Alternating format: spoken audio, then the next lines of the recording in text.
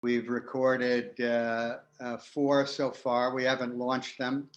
We have a whole list of guests that I think are going to make for a very interesting series on this thing called that we call Sharegiving. Uh, by way of some background for me and for Rob, uh, as I think most of you know, uh, my wife Barbara, who's a member of the congregation, we've been members, I think, for maybe 5 or 6 years, has uh, Alzheimer's, which she got probably 14 or 15 years ago. And she, has had an amazing career, first as a mother of 3 daughters, all or some of whom may join on this broadcast, all of whom, really learned at her feet. And she mattered hugely and still does. She also is a lawyer, well respected. She was founding chairperson of the major performing arts center in New Jersey, president of her temple for 2 successive terms. So she has been a formidable person. And to be struck down with this really in the middle of her, life was shocking. And, was diagnosed in 2010. It should probably was first sign showing at least 4 years before that. So it's been about 15 years. We have been married now for more than 40 years. And I have admired and been incredibly proud of her that whole time. For both of us, everything changed pretty dramatically. And as the caregiver, which is the way I saw it initially, it was a huge blow. In one moment, it felt like everything in our life was going to change. And in some ways, that's true. But over the course of these years, I've learned a lot about caregiving. And I've learned how I could not only cope, but continue my life and flourish in that life while giving full measure of care to Barbara. And it's not to say that it has been difficult, it's been easy. It hasn't many times, but I needed to create a path for myself. And that's what's given rise to this program that we call Sharegiving. My brother, who has been a very successful videographer and documentarian, wanted to join, and he can maybe address that quickly before we get into it. But I think out of love and concern for Barbara, but also he spent most of his career telling the stories of people with serious disabilities and highlighting their courage in the face of what might be, devastating circumstance. So Rob, maybe you just. Well, that's all true. I've worked with people, quadriplegics. I worked with a young man who lost all 4 limbs as a 4-year-old and is quite extraordinary. And actually, I'm going to post some of those pieces on the Sharegiver Solutions site. And what that did for me is powerful in that, by and large, most of the people I've worked with who have pretty much every reason to perhaps be bitter or angry are not. For the most part, I've been told by many people in debilitating circumstances how good life is. And that's always stayed with me since the beginning of my career. And I think that's helped me as a person enormously. Yeah, you got it. Yeah, to avoid. That's Robbie. Oh, Hi, Mom. beautiful. I feel like I'm at a football game. Hi, Mom. Yeah, Mom, we're muting you now. We love you. We're muting you. Well, everybody's going to be able to speak later, but now you're going to be muted. So that was the first thing, that understanding that people who can be in a seemingly paralyzing situation can still enjoy a rich life and enjoyment of life. And that's always made me certainly feel much more blessed about my own situation and very respectful of everybody. The other thing, there was one seminal moment for me 25 years ago. It was actually at my mother's 70th birthday party. And my aunt, my mom's sister, was the first person I can recall as having had Alzheimer's. Mm. And my Aunt Lillian at that time had virtually no idea really where she was or who I was. But as I customarily do, I had made a video for my mom's birthday. And the first image in that video was of my mother in a handmade knitted woolen suit from, cap to shoes that her mother, their mother had made. And my aunt came instantly to life.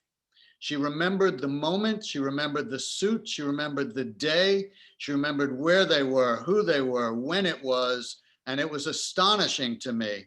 And then when the next image came up, which may have been a modern image, again, she kind of receded back into her silence. And that moment also stayed with me forever. So when I watched what David and Barbara had been going through, that intrigued me. And as a filmmaker, I understood that there was a value to images, films, music, things that retain that connection. Mm. That was another. That was actually the catalyst for us getting together. That was a big part of it. Yeah, whether or not film plays the role in our circumstance or not, that was what was the connection. So let's get into the idea of sharegiving and why we chose to call it sharegiving as opposed to caregiving.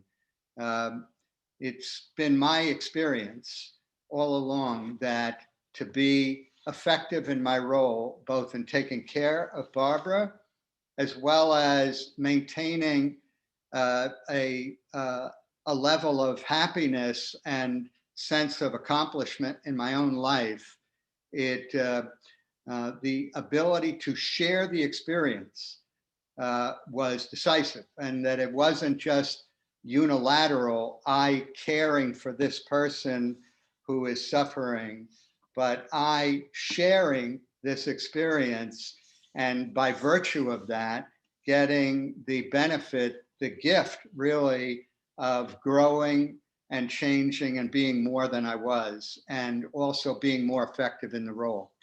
And we have broken it down into three principal areas that we call mindset, game plan, and networks. And for purposes of this presentation this morning, we'll go through that more in summary form. And these are things that Rob and I have been cataloging in a series of podcasts where we go into a lot more detail. Correct. And I would say one of the things that Rob also brings to this, which has been really helpful to me, is he's spent really his life as a coach, not just for his own boys, both of whom are very accomplished, fantastic young men, but for many other people. So the idea of coaching people to be successful is something that's really right under his skin. And I found it to be really helpful in thinking about our approach to sharegiving. Well, sharegiving, it kind of applies to everybody.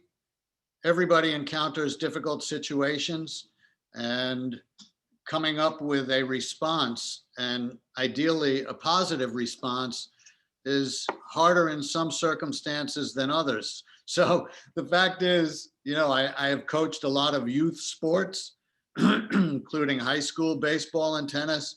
I've taught for over 20 years at the university level, and raised my own kids, and it's all coaching.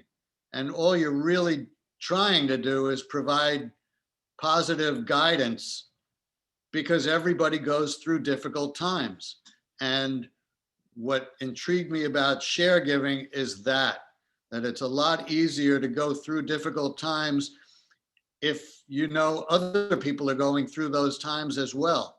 So the mindset, the initial aspect of mindset, which interested me from the get-go, was enabling people to understand that they're not alone.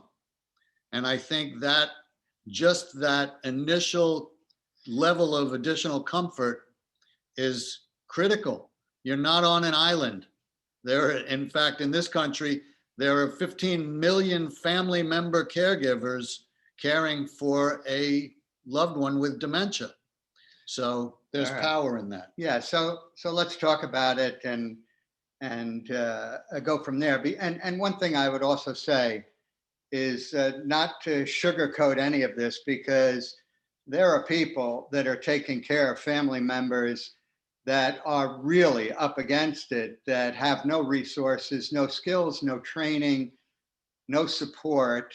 And while I believe everything that we're going to share can be enabling to them and really to almost anybody, whatever the circumstance, I don't want to make it sound like this is, the answer, because there's great suffering from some that, as I say, have few places to turn. We'd like to change that. We'd like to see a change take place at the governmental level, where caregiving is recognized as an essential activity, and that family members in those roles are viewed as essential workers. That's not the case right now. Financially, it can be tremendously burdensome, as well as emotionally, but hopefully what we're doing can be a step towards changing that. So mindset, when we talk about mindset, I'm talking about three different things. Mindset that is about resilience, that looks at a situation and takes what, for a lack of a better term, a stoic attitude, which says that I'm not going to be defeated by this moment, that it represents an opportunity to be more of myself, that I'm not going to get angry or frustrated. I'm going to cultivate a mind that enables me in a moment, with practice. And these are tools that one can practice to work around a moment that might otherwise cause me to say, how can you do that? And get angry. It's learning how to reframe it, to work around it, and to anchor one's own feelings to a different reality. One that might say it could be a lot worse. Or I understand when this person is acting out that what she is really saying is, I'm afraid of being alone. If I stop in those moments and don't get angry, don't get frustrated, and realize what I'm actually hearing, then I can give that person, like my wife, a hug, and instantly she can change in that moment. Incidentally, this morning, David did just that, gave Barbara a hug, and she returned one of the most enthusiastic hugs I've ever seen, with both arms around his neck, and it was wonderful to see. Right after giving me a whack. Yeah, or trying to. Yeah, that's a good example. But to add on to what David was saying, mindset, as far as I'm concerned, involves a long-term mindset, a large scheme of things, which unfortunately the understanding is this situation is not going to be resolved. It's not getting better. So that's part of the mindset, to manage expectations and understanding of the long-term mindset here. And then the other thing which Sharegivers offers, which we haven't seen in a lot of other organizations, is that practical day-to-day, week-to-week, month-to-month help, guidance in terms of getting through the day and then getting through the years. Right. So, okay, so there's resilience, which is basic, and which I think there is fantastic learning, and one of the best in my view, is Marcus Aurelius, who in his daily meditations talks about mindset. And the one thing he always says is, I might leave tonight. Make the most of this day and take every circumstance you have and use it to be more of yourself. And there's also a great book by William Irvine called The Stoic Challenge. And what he says, which I think is fascinating, and I apply it, is that when you see yourself living where you are going to be challenged, then he posits the idea of you taking that challenge in front of the Stoic gods and saying, you think you're going to throw me with that one? No, you're not going to throw me. I can handle that. I can handle that. I can use that. So that's mindset, resilient mindset. The second mindset is what I call the growth mindset. It is taking this experience, sharing it in a way that you can grow. You're focused on growing. You're focused on learning. You're focused on nourishing a curiosity about that situation so that you are sharing the experience. You're not getting angry or frustrated. You're seeing sparks beneath the surface there that are enabling you. It's like gifts that you're finding.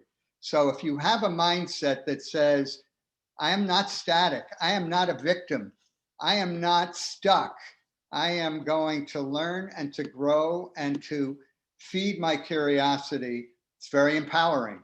In fact, it's very liberating from what otherwise might be victimizing. So that's sort of the growth mindset. And the third mindset that I apply, and I would also credit my daughters, if any of them are on, with encouraging me. So Samantha. I saw one of them anyway. I'm on too. Jess and Sam are on. Oh, Jess, good. yeah. Hey, Jess. Hey, Jess.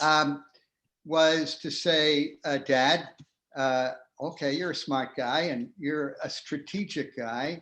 Use your strategic mind to accommodate and take this experience and make it more. And so the strategic mindset for me is to say, what is it about my role? What is it about my life right now? What would it look like if it was really successful, both for Barbara, my partner, and for myself? And if it's really successful, what's most important about that? What would make for the most meaningful experience? And then to back up from that and say, what would enable that? What are the things that should be in place or that I need to think about to enable that success? What are the preconditions so that I can thrive in this role? What are the things that could cause me to fail? What is failure? And what are the things that almost guarantee that I could be successful? So I call that the strategic mindset, and that the three of them together, the resilient mindset, the growth mindset, the strategic mindset, constitute what I have found in my own life to enable me to be free in this role and to grow in it as opposed to being diminished or defeated by it. I have to say, and all of you know, Oh, I got it. you know David, and David possesses many unusual qualities which enable him to deal with so many things at one time. He can compartmentalize more effectively than anyone I know. He's empathetic, he's curious, he reads voraciously, he wants knowledge. Jerry, this is being recorded, right? We can edit it. But, and I've spoken with David, and in our podcasts and in my work, I've asked people, can you teach empathy? Can you encourage people to be curious, to encourage them to want to be more, or to accept a challenge in a mindset that will make them better people, make them more than they were? Some people admittedly do not necessarily have the stoic gene that David was born with. We were encouraged to be positive people growing up. But for those people who may not have the resources, may not have that stoic attitude about accepting a challenge and are more susceptible to succumbing to the challenge, those are the people we really want to help with this and encourage them to approach it with a more positive attitude.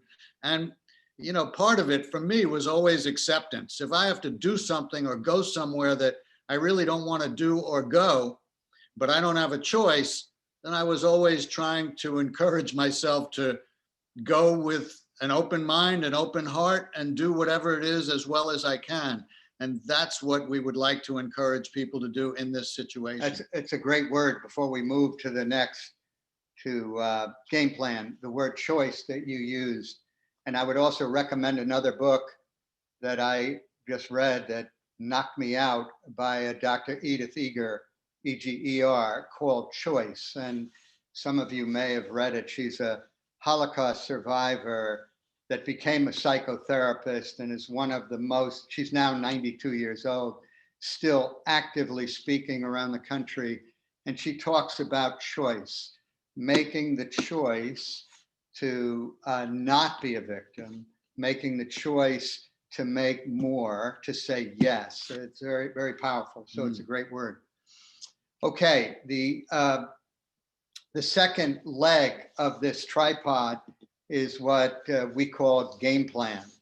And we call it game plan. Both of us are jocks and we like the idea of, competing and preparing for a game. This is a big game. The role of a caregiver is as big a game as you can get. And we want to bring to that all of the tools and the resources and the knowledge to be successful in it. Sports metaphors fly back and forth all day. So, the first thing that I would say, and I touched on it in game plan, and it's part and parcel of the same thing, is to win at this, one has to have a strategy. Without a strategy, where every day is just trying to get through without really a plan, it's impossible to really sustain that, which is why so many caregivers get ultimately defeated by it and suffer the guilt and the emotional exhaustion and the physical debilitation that is very common. So in order to have a game plan, as I said before, it starts with, what is my purpose? What would make this most meaningful? What would make this successful? What are those things that would be most important if I accomplish that? What is a win? Yeah, and how do I enable it? What do I need to have in place in order to win, that if I don't have it, or if I don't have those things, then I'm likely to fail.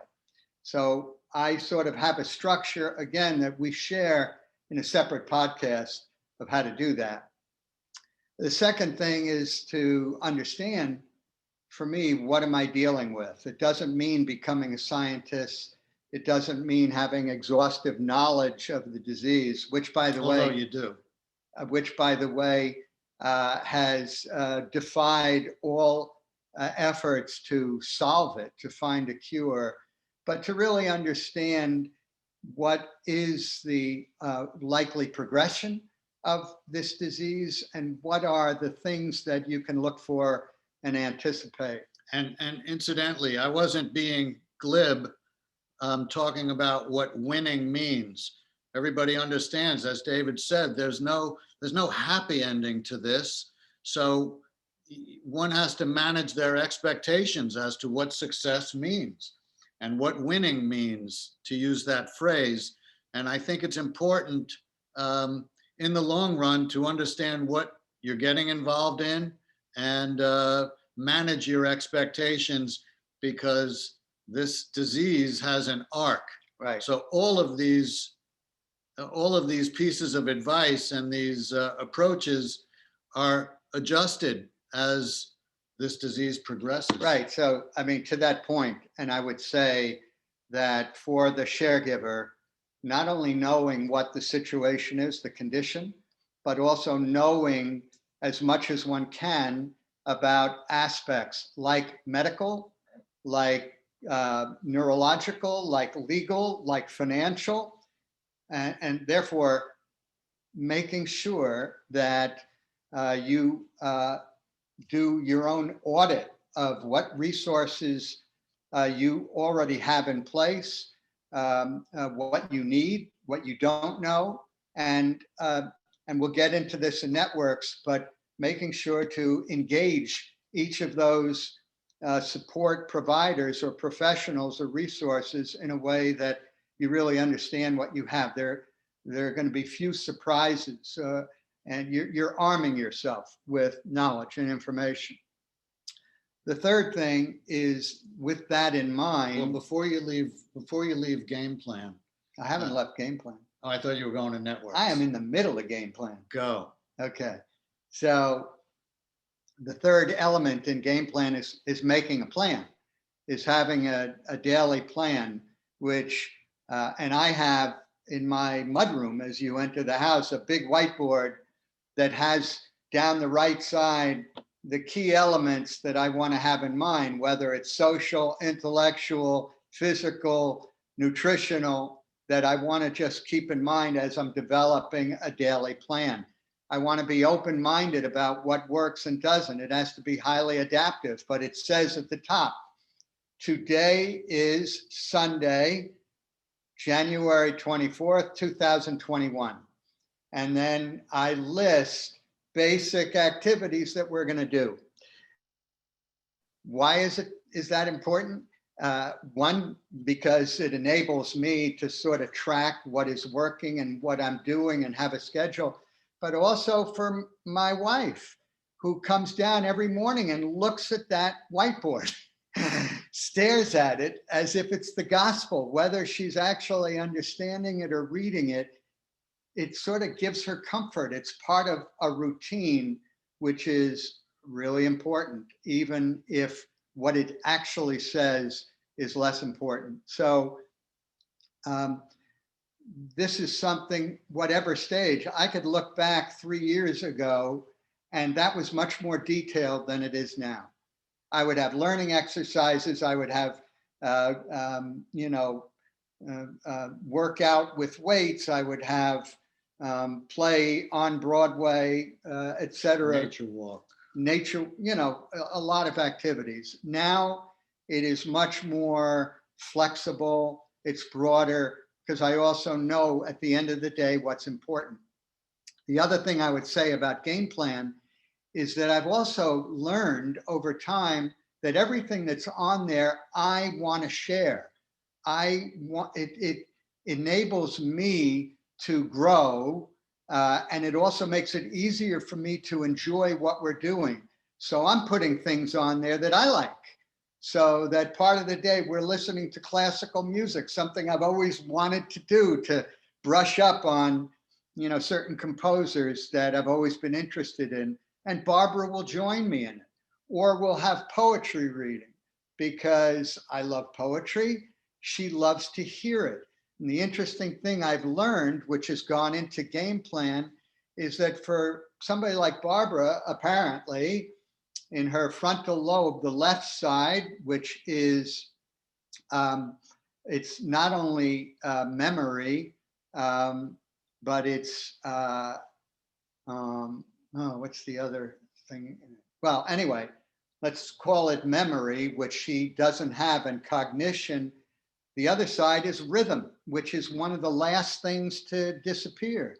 So what I have learned and seen is she loves music because of the rhythm. She can listen to songs and know the melody. She can dance at the drop of a hat. We were at the neurologist last week, and he said, can you walk across the room? She tap danced and did leg kicks. Listening to poetry, she loves it because of the cadence. Shabbat services, she knows the prayers. So these are things that all of a sudden became part of the backbone of a daily plan, but they were also things that I enjoyed. Having a project, well, our project is gardening. I love gardening, so it gives me a chance to really extend my own knowledge and involvement in a way that she accommodates. She goes along with it. It makes my job as a caregiver, more important to me and something that I can really share. So it seems, and I'm sure it's true, that earlier on in the arc of this disease, the whiteboard featured activities that Barbara traditionally liked to do, and that David likes to do anything somebody else likes for the most part.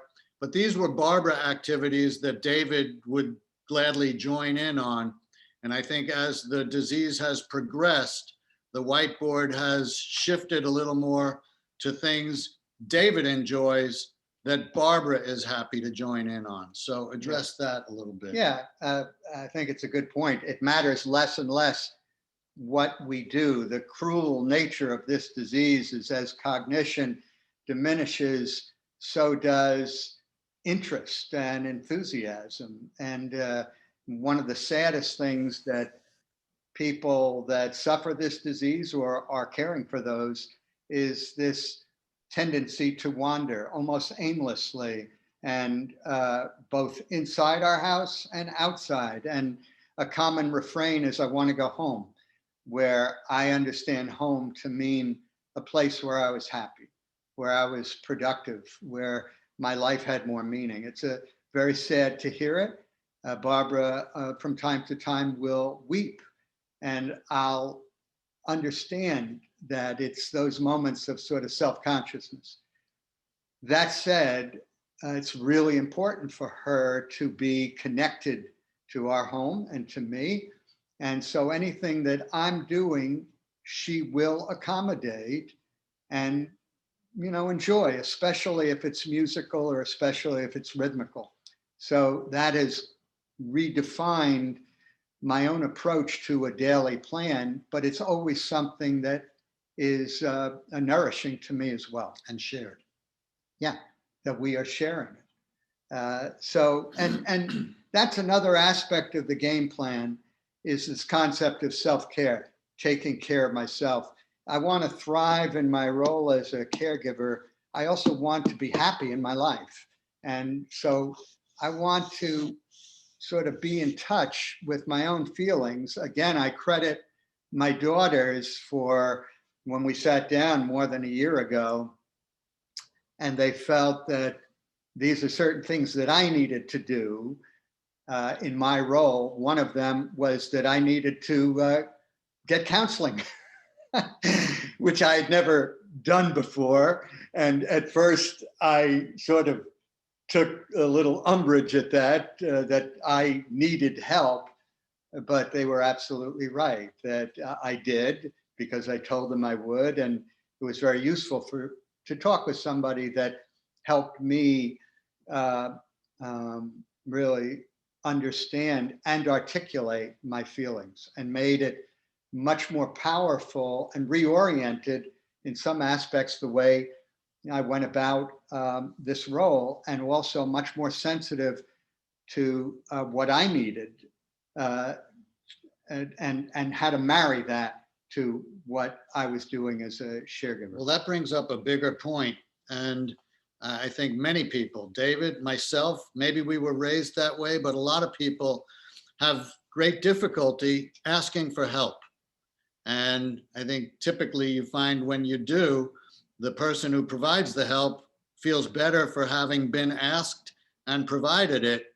But it's something that Sharegiver is going to encourage strongly, that everybody in this situation needs help. They can also provide help, but it's important to be able to ask for help, as David just said. And you're teeing up perfectly the third leg of our tripod, which we call networks, which is so critical. And it, again, is the epitome of sharing the experience, including others that can help you. It's basically enabling people to be givers. And we define it in 3 different networks: the personal network, which is friends and family; professional network, which are the professional resources that surround your partner and yourself. And it's the mutual aid network of other caregivers globally who not only experience similar things, but are increasingly sharing the philosophy that we're hoping to promote. And so I'll address the three of those. The first is creating a personal network. My experience, and again, it's rather common, is that it is very difficult for friends and family to deal with a situation. They're not there every day. The person that they've loved and admired and respected and learned from is less and less present, may not know who they are anymore. And it can be really devastating and enervating that even if people want to help, they sort of freeze. They're either nervous about knowing what to do. They're also staring in the face something that's happened to somebody they've known and loved that could happen to them as well. And it's difficult, and I recognize it. There's so many times that people would say to me, if you ever need help, call me. And it's unlikely often that I'll do that unless I specifically intend that. And also knowing that if I do that, if I find a way to enlist their support, it gives them a chance to give. It is always positive. So creating personal network. What I do and have done is sort of audit what I need from people and map it and take all of my friends and family and put it up against those needs and recruit them. Rob makes the analogy when I talked about it, of baseball, of the relief pitcher. Knowing and getting people to agree to be there if I need long relief, short relief, or a fireman, as they call it. Get your bullpen in order. Get my bullpen in order. With the understanding, as David alluded to, that there's a fear of being ill-equipped, a fear of walking in and having that individual not even know who you are or not remember your relationship. And that's a real fear that needs to be addressed. I think people need to be oriented in some way to what they're going to be walking into and what their role is. Yeah, so I see it as three different things. It is recruiting people to marry against what your needs are and giving them a chance to give something back. And I've never seen it not be gratefully accepted, but making sure that they can be successful, that it's not uncomfortable. So providing an orientation or some modest training before they do it, and developing a calendar. Sending a calendar to people and saying, tell me what you'd like to do. You can make a meal, you can come for a visit, you can take a walk. Here's the next 6 months, pick a day. I have to say that even for me, as we said before, it's not easy asking for help. And Sally, who's on the call, and Jerry, have got a list of volunteers to bring us a meal once a week. Shelley, who's on this call, did it Friday. When Sally first, Jerry, well, the way this happened is Jerry asked me what I made Barbara for dinner the night before. And I said, well, I microwaved a couple of Frankfurters, chopped them up in a can of beans, and it was a great dinner. And Jerry said, no, not good enough. And that gave rise. Bless you, Jerry.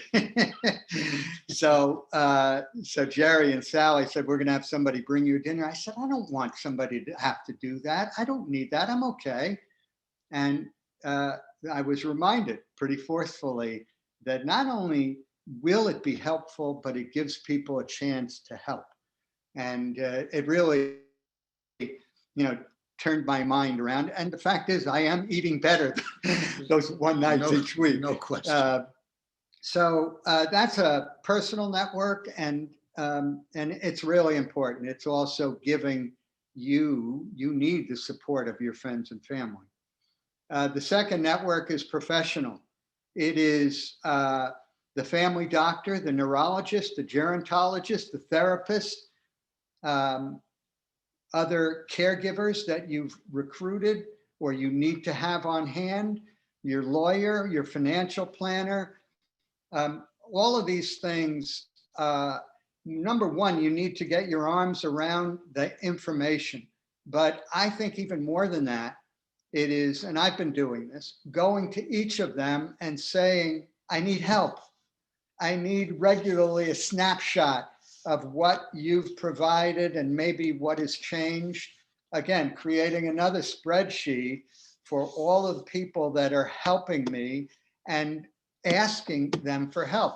Now, we were talking about this before. A lot of professionals these days that are on the clock, they see that as maybe being outside of, you know, their responsibilities. But I've also found in virtually every case that given the chance to specifically help, maybe do more than they've done, think outside of the box a little bit, help me anticipate, every time they've responded very positively. Well, and again, the word that continually pops up in our discussions and in my mind is empathy.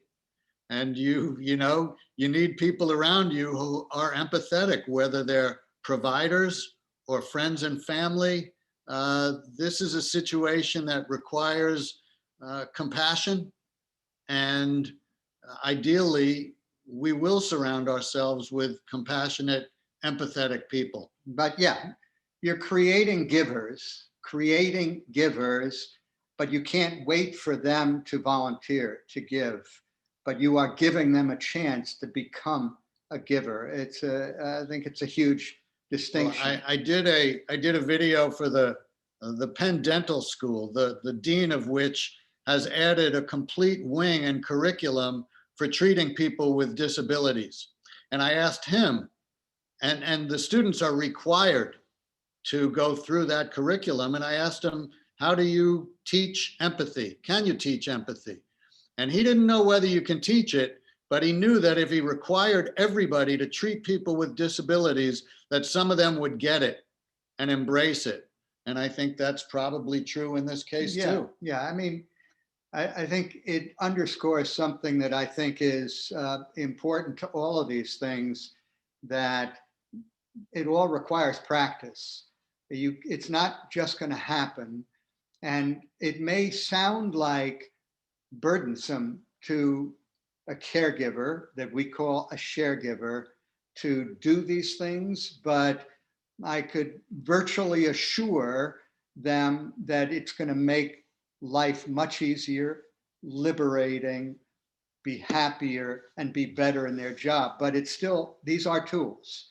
One needs to be nudged to create a calendar, to create a spreadsheet, to do an audit of what we have and what we don't have and manage that. We have ways of making it easier to do, but there still has to be that intention. But that flows out of purpose. If you identify your purpose to be successful in this role is to be the best provider of care to your partner and to be happiest in your own self, what enables that? Well, these are the things that enable that. The last network, as Rob mentioned before, is what we call the mutual aid network. And this is really other sharegivers. And we really aspire to build a growing body of sharegivers that identify sharing as the key operating principle of all of these things. And as we do, more and more people share their experience, share their positive experience. They can share their negative experience as well. But key to this is finding a way not to be defeated, not to be victimized, a way to be enabled, to be empowered. And so we're going to invite sharing in various ways through stories and learning. And obviously technology makes it easier and easier to do that we think leads to mutual empowerment as you see more and more people in your situation that are succeeding, that are feeling solidarity, and ultimately are joining together as one great voice, one great advocating voice for more attention, more funding, for a cure for this and other disabilities. But that really comes from that kind of solidarity and advocacy. And so we think both personally, it can be really rewarding and empowering, and politically and organizationally, it can be really empowering as well. I'd shared an anecdote with David earlier. And again, it's work related. I worked with a woman who had lost her son, who was an exemplary individual. And he joined the military as a medic. He was a special forces medic and just an outstanding individual. And he got killed. And his mother was crippled by it and never thought she would laugh again or smile again. And it wasn't until she realized how many other mothers were in that situation that she could perhaps help, that she really returned to somewhat of her former self. And again, it was purpose driven. She'd gotten a purpose to be able to help people. And it's the same for people of all ages. I did something with kids who were suffering PTSD from having lost their houses in Storm Sandy and were, displaced for 2 years. And the psychologist I worked with said he would tell these children, I said, how do you make somebody not afraid? He said, that's hard. You can't say there's nothing to be afraid of, because there is. But sometimes I'll ask a child, what's mommy feeling? And do you think maybe we can help mommy feel better? And the whole disposition changes. So I think helping other people is a very, very powerful thing for a human being to do. Very healing. Yeah. And which really is at the core of sharing. Absolutely. So I think that is hopefully not too much of a dash through sort of the overarching philosophy of Sharegiving. But while we have a few minutes, happy to take any questions from anybody. And I'm hoping that it's been helpful.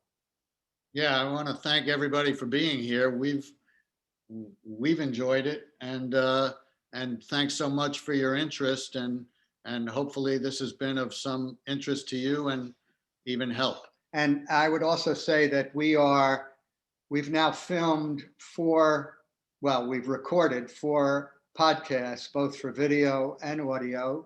That's going to be on Sharegiver Solutions, and it's going to play on, as they say, wherever podcasts are available. Yeah, you'll all get a heads up as to when that will be launched, and hopefully you can subscribe and help us out. In the meantime, subscription is free, by the way. It's free, and you don't even have to listen. But we'd appreciate it.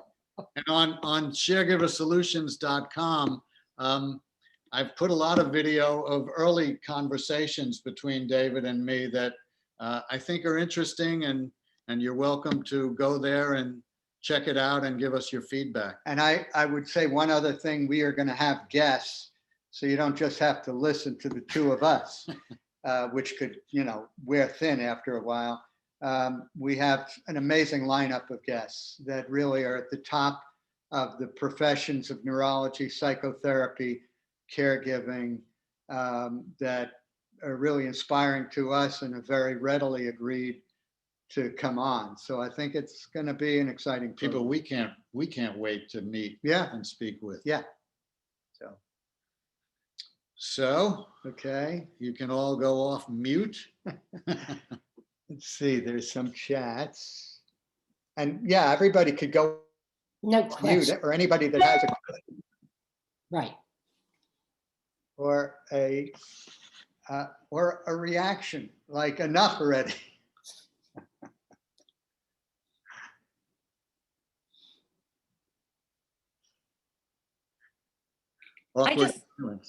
I I just want to say thank you so much. We tuned in late because we had the wrong time. What I heard was wonderful. I just can't thank you enough, and I can't wait to get on to your podcasts when they come out. Thanks, Sharon. Thank you both. Like Click and Clack, NPR, the brothers. Yeah, You're not the first one that's thought of that or said it. Yes. I'm not sure whether I'm Click or Clack, but we've heard it before. If Jerry taped this, I would love to hear it from the beginning. We had it written down on our calendar to tune in at 1. So if Jerry taped it, I would love to hear it again. I will send it to you. And you've got the head of education with you, and you still missed the time. Yes, It was my error. He told me. Yeah, I know. No worries. Well, Abraham, you make me feel so much better because I've tuned in late to many of your classes because of the wrong time. Yeah. Well, David, I had been a Sharegiver for a much shorter period of time than you have been. It was less than 3 weeks. But what I found reassuring from what I heard the two of you say is that I went through these stages without really any preparation. I did what I had to do. And it sounded very familiar to what you guys have gone through. What I hope you address in the podcast, though, is what happens to the Sharegiver after the person is no longer there to be taken care of. Right. How do you deal with that? Because that was probably the roughest part. When I was Sharegiving, I had a purpose. I had something to do. I had my my whiteboard, so to speak, to fill out and take care of. But once I didn't need that anymore, it was pretty empty. Yeah, I think it's a great point, Miriam. And I think it's a really common experience. I just finished a book that was right on this point of somebody that cared for her husband for 6 years.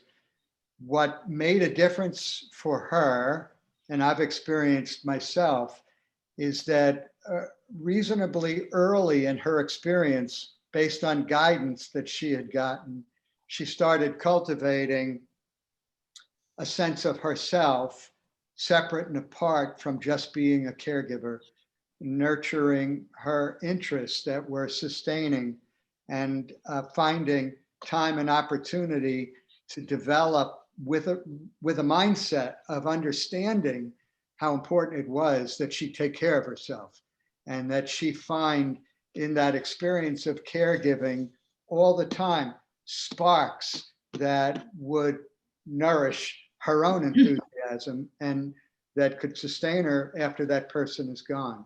But that said, there's no question that there's going to be a great sense of loss and a discontinuity and a period of grieving, and people all react to that differently. But I think the key is to have a mindset of developing and growing, continuing to grow and continuing to be curious and training it like a mindset. And from a coaching standpoint, a friend standpoint, in dealing with any loss, and we all have, and it sounds so basic and almost cliched, but I think it's so important to focus on the positive aspects, the love, the relationship, and what you had rather than what you've lost. And I think that is true every day of the week. So, and feel good about the care you did provide and the relationship you did have and the love between you. And that's what's most important. Another other quick point is that, you think that grieving has a period of time and then it gets better and goes away. And I had been sent some readings that grief just becomes a part of your life. It may morph a little bit, but it never goes away. Yeah. And I think that's still a testament to how deep the love was. Yes. That's how deep the grief is. But that's the beauty of the relationship, that the love was deep. And I would always keep that in mind. Yeah. Yeah. And And no matter what, this is sanctity of life in our lives, and we're always in a position to choose. And we can also be victimized by grief and sort of paralyzed by it. So the basic choice to have a fulfilling life, you know, as Marcus Aurelius says, as you're being as you're being loved by your dog, you know, for any of us, he would say it, but I might leave tonight as well. So make the most of this day. That's the last Marcus Aurelius reference I want to hear. You don't want to hear anymore? Hi, Stoller Brothers. It's Susan Morris. Hi, Susan. I took care of my mom for 9 years. And I want to ask you that we've been just talking about the stages of grief. Can you address the stages of guilt? That guilt was the major challenge for me, and in many respects still is. Yeah, it's anybody in your position, our position, knows what that is. There are many times to say, please, you know, let this cup pass from me. You know, this is too much. I wish it would be different. Why did this happen? I think the answer to it, again, and it's not an easy one, is accepting what's happening and taking responsibility for our own life and that inner life that we have, and treating it as sacred as it is. And it does require, it seems to me, creating, and if it can be done early on in the process, almost an idea of a parallel life. It doesn't mean compromising the care at all. You're doing everything you can do. And even that's incorrect. We never would believe we're doing everything we can do, but we are, you know, giving full measure to our care, but we also know we have to take care of ourselves and we have to live our life. And at the end of the day, we don't serve a great purpose if we are dissolving in our own guilt or our own pain. So it does require, again, that mindset of saying, I'm not going to be defeated by this. I'm going to give it my best. I love this person. I'm dedicated to this person until they're no longer here, but I have a life now and I'm going to have a life then. And I'm going to reiterate what David had spoken of earlier, in that, and his daughters, as he said, were instrumental in his seeking help. And I know that it wasn't until that point that David acknowledged to someone else, he said out loud that he was lonely and that he did suffer guilt. And I think just acknowledging it and saying it is the first step toward addressing it. Susan. Okay. All right. You told me that. I told you that. Yeah, there's no doubt that articulating those feelings were really important. You have to acknowledge the feeling before there's healing, and which sounds trite, but I think it's very powerful. And if you don't, then it's really hard to heal. If you do, you can move from there to healing. And again, yeah, my daughters basically said, Dad, you know, if you go down, we're in big trouble. You need to seek help. You need to come to grips with your feelings. You need to use your mind to figure out. And that was one of your feelings. That was the principal feeling. And it was very hard to articulate. And the person that was counseling me said, good, now say it again. It was almost as hard to say it the second time, but it was liberating. And it caused me to think differently about certain things I was doing.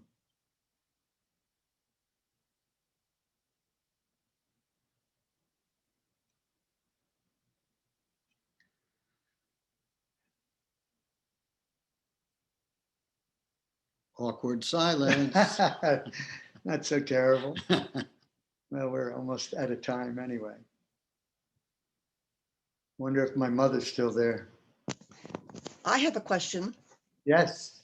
Oh, I'm Deb Holbert. When we're experiencing this COVID, which is causing us to be lonely in our homes with our loved one, and I'm a little reluctant to have other people come in and be the helper that you are advising me to seek, what advice do you give there? Or do you have any? Yeah, it's COVID. Well, obviously, when all else fails, pick up the phone. Yeah. And that's why these Zoom meetings are everywhere and all the time. And for lack of a better solution, it's helpful. We still have a face-to-face connection, even if we're not sitting in front of each other. So I think any matter of seeking help is worthwhile.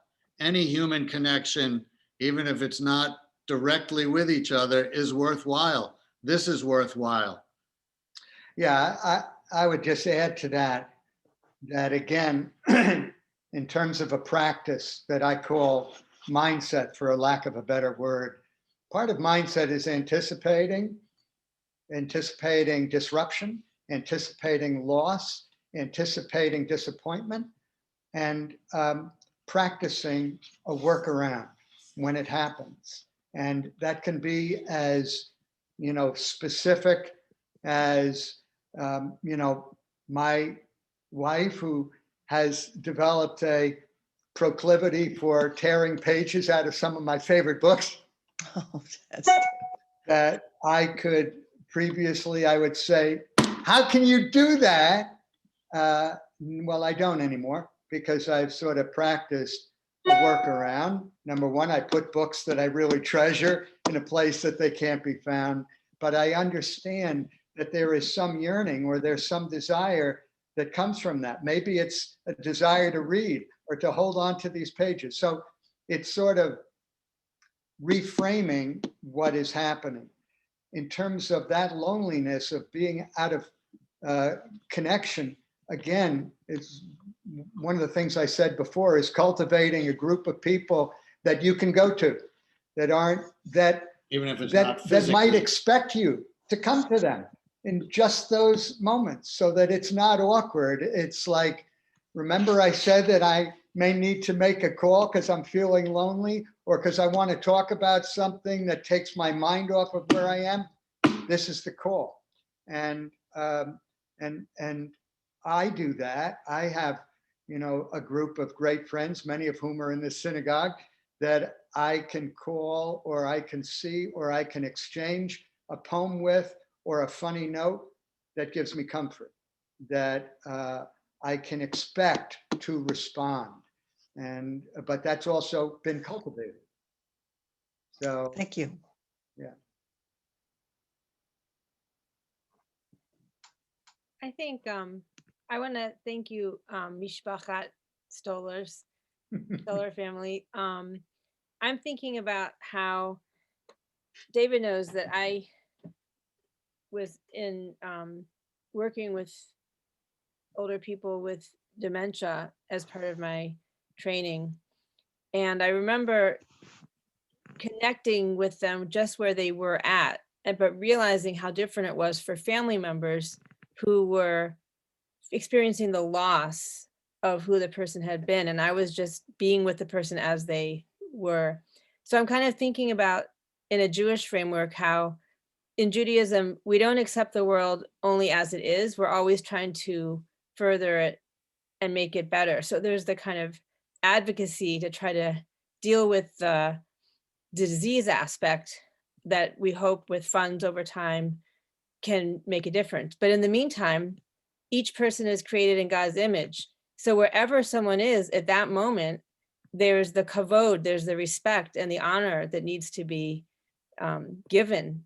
And I feel like the two of you are really trying hard to both keep open the possibility of a different world where we crack the codes for this, for these challenges, but also give the honor just where that person is. And that helps humanize yourself and gives yourself a sense of dignity you know, in being with loved ones right where they are. So I just want to say Uh, kol kavod.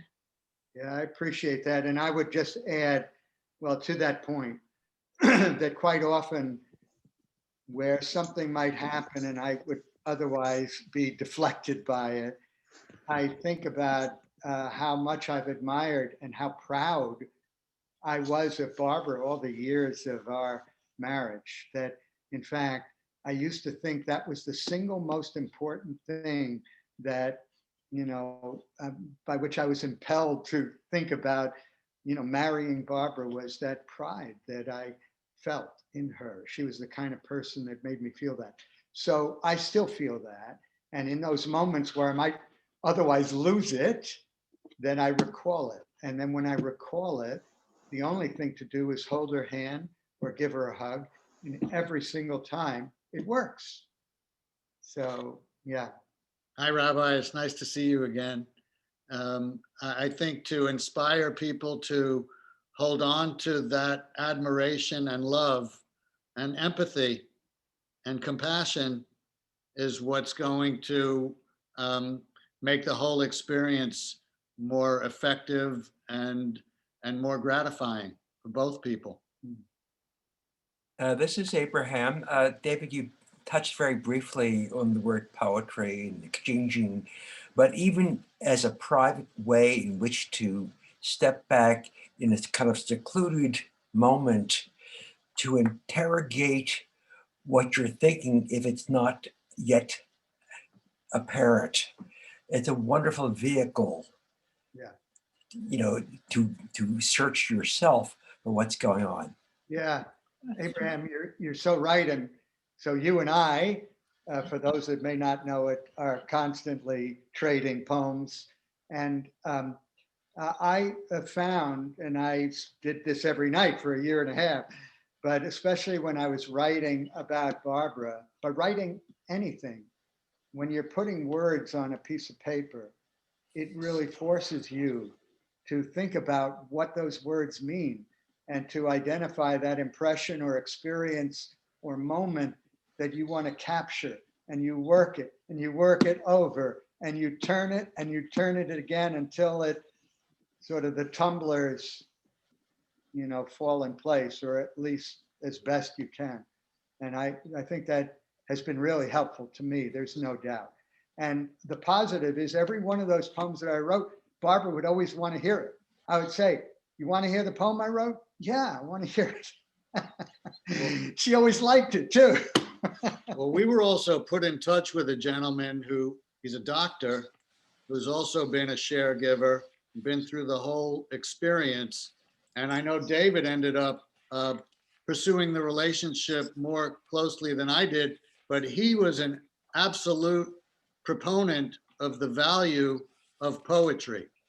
And David can probably speak a little more, but when David saw that, and when we both saw that it was part of his ethos in terms of caring, bells went off. One other thing I'd say, Abraham, because you and I have talked about this, and you know that I've preferred more than you do rhyme and meter, right? Yes. You're a little bit more of a, free verse, and either better or worse. But I think part of my interest in the musicality of it has been with Barbara as the listener.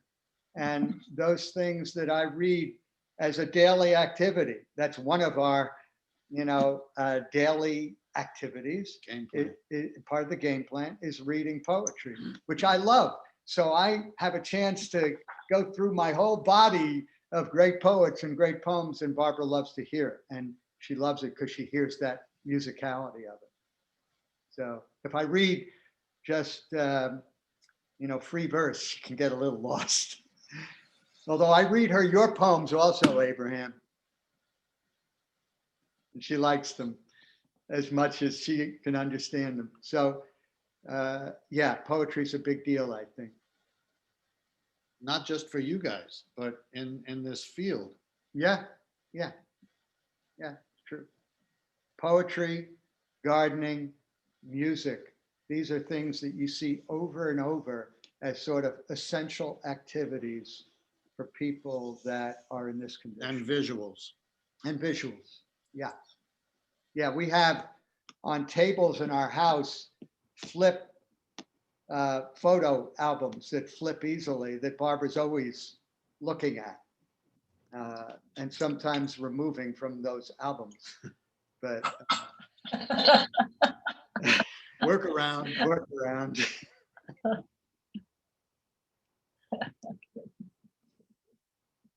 You know, earlier Susan mentioned guilt, and what's been, going through my mind, I've loved literally every minute of this, and I'm glad I got to see it from the beginning. And for those who didn't, the first 20 minutes was really, helpful lead in.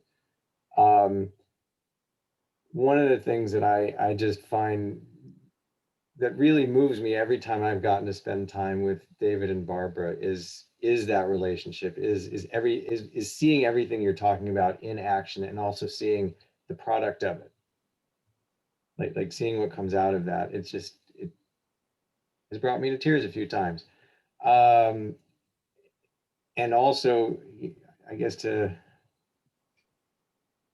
merge that, or to go from that to part of what Susan was saying, and I don't know her story as far as that relationship she was talking about, but I know in other marriages and other family relationships that there isn't always that foundation. There isn't, or there are like what some people might call a complicated grief situation where there's unfinished business, and history of strife and things like that. And so part of everything you're talking about also, whether it's the counseling or, other aspects of the providers that you're talking about, or the networks and connections, allows us, this is a time in life when we get to then work through stuff if we haven't worked through it, and to not do it alone. Right. I just wanted to mention that. Yeah, I mean, it's great. These are difficult things, but, dealing with guilt and what you didn't have a chance to say, or something that was unresolved, I think at the end of the day, you can't change what happened, that already happened, but you can choose to live. You can choose to go from there. If you get stuck in what happened, well, you can't change that, and you could be stuck. What you can change or do is live your life. But those are complicated things. But I think the more you can be mindful of how sacred that life was, and how sacred your life is, and what you have a chance to give to others. These are all the sparks that you can find in everyday life. And so hopefully that's what you can focus on. And it seems, Sorry. sorry, go ahead, Rabbi. I just want to complicate that for one moment, because this is something that's both in Judaism and I think psychology, is even though you can't change what happened, when we keep reviewing and learning and gaining insight, our story, our framework can change with compassion to understand what happened, so that even though the facts of something doesn't change, a deepening understanding can bring a shift inside. So that's why I think it's always worth doing that work, even when you can't change the original. That's a great point. And yeah, that is a great point. And if I sounded like I was saying just detach and go on, no, first of all, you can't do that. But you're so right. You can enrich that feeling and that experience, or maybe even complete it over time where it ended incompletely. My approach to most things is pretty simple, and we've all got friends who have experienced loss, and we have.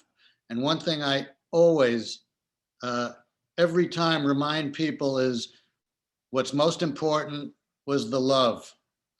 If hopefully it was said, but if you both know how much you loved and cared for each other, that is the most important thing. And in those unfortunate relationships where it may not have been expressed and it may have been in doubt, or you may not have said it enough, I think the lesson is don't let that happen again in your other relationships. Learn from it.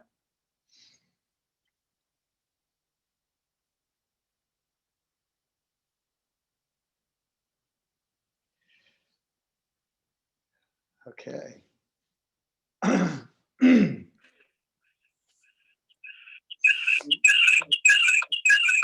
Lee, Hi, that's our sister.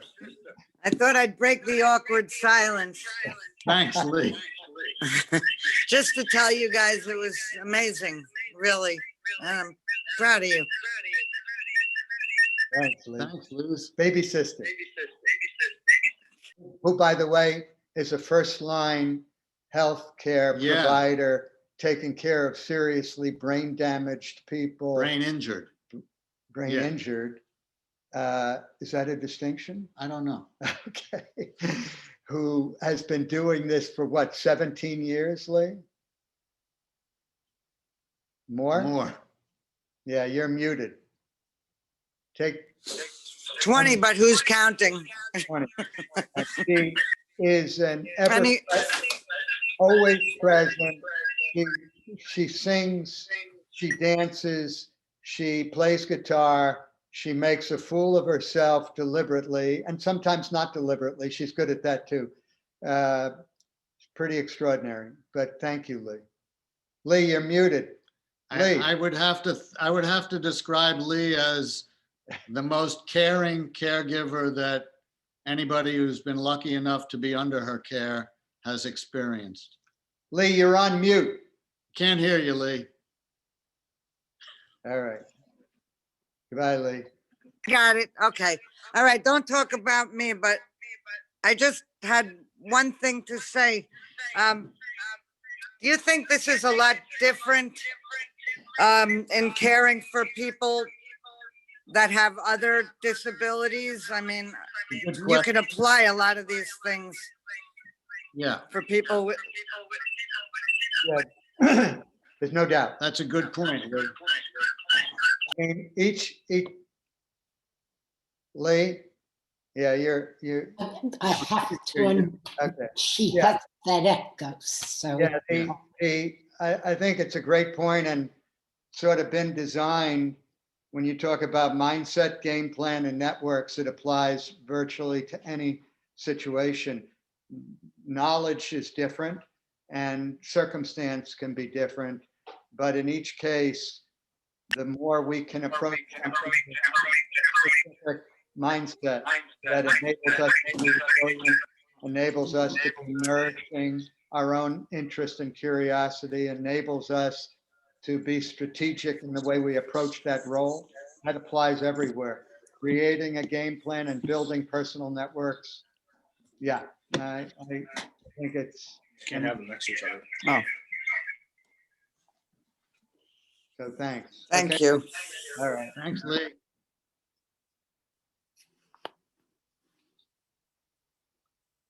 Okay, I think we kind of have done it. Fabulous, guys. Thanks so much. Jerry, thank you so much. Did not. Thank you, David, and both of you. Thank you all very much. Thank you, Thank David. you. I'm sure Thank you, Abraham will guys. bring you back again. Thank you so much. Thank you. Thank you. Okay. I know. Okay. Bye, everyone. Thank you, guys. It was really, really great. Thank you. Very helpful. Have a beautiful day. You too.